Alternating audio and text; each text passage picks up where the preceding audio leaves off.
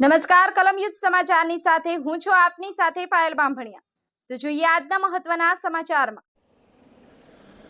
આજરોજ તારીખ 21/6/2024 કલાક 17:18 વાગ્યા દરમિયાન સુરત શહેર પોલીસ કમિશનર શ્રીના આદેશ મુજબ નાયબ પોલીસ કમિશનર શ્રી ઝોન 2 મદદનીશ police commissioner Shri D division સાથે પોલીસ ઇન્સ્પેક્ટર શ્રી લિંબાયત તથા વીએ જોગરાણા પોલીસ ઇન્સ્પેક્ટર તથા એફએસએલના અધિકારી શ્રી ફાલસાવાડી સુરત શહેરનાઓ સાથે રાખી અલગ અલગ 4 ટીમો બનાવી અને લિંબાયત પોલીસ સ્ટેશન વિસ્તારમાં ગેરકાયદેસર ગૌમાંસનું વેચાણ થતું અટકાવવા માટે કોમ્બિંગનું આયોજન કરી team number 1 Kamrunagar tenement, team number 2 Ratanjinagar તથા ટીમ નંબર 3 ભાવનગર તથા ટીમ નંબર 4 બેઠી કોલોની તથા રજા ચોક ખાતે અગાઉ ગૌમાંસના પકડાયેલા આરોપીઓના ઘરે તથા જે જગ્યાએ ગૌમાંસ પકડાયેલ તે જગ્યા પર ચેક કરતા કોઈ ગૌમાંસને લગતી પ્રવૃત્તિઓ જણાઈ આવેલ નથી।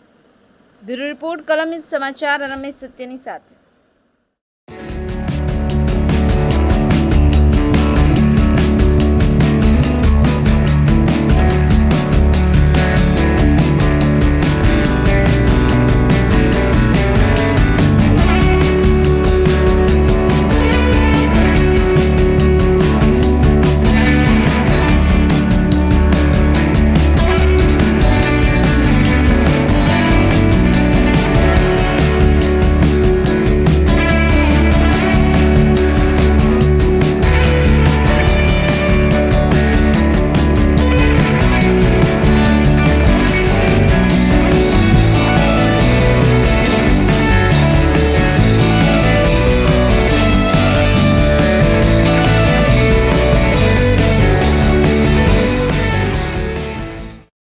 આજરોજ ઝોન 2 વિસ્તારના લિંબાયત પોલીસ સ્ટેશનમાં કોમ્બિંગ ખાસ વિશેષ પ્રકારનું કોમ્બિંગ હાથ ધરવામાં આવેલ।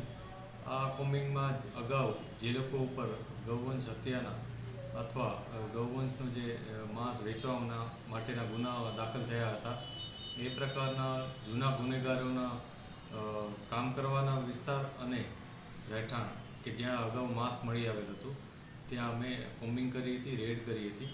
આ કોમ્બિંગમાં લિંબાયત પોલીસ સ્ટેશનની ટીમની સાથે સુરત શહેરમાં અમારા જે બીજા એસીપી છે એ ઉપરાંત અમારી પોતાની ટીમ ઝોન 2ની અને સાથે સાથે એફએસએલના અધિકારી પણ હાજર રહ્યા હતા કે જેઓ ટેકનિકલ ગાઈડન્સ પણ આપ્યું હતું અને એ લોકોને આ બાબતે જેઓ વિશેષ પોતાની એક્સપર્ટીઝ ધરાવે છે તેઓ પણ સાથે રહ્યા હતા।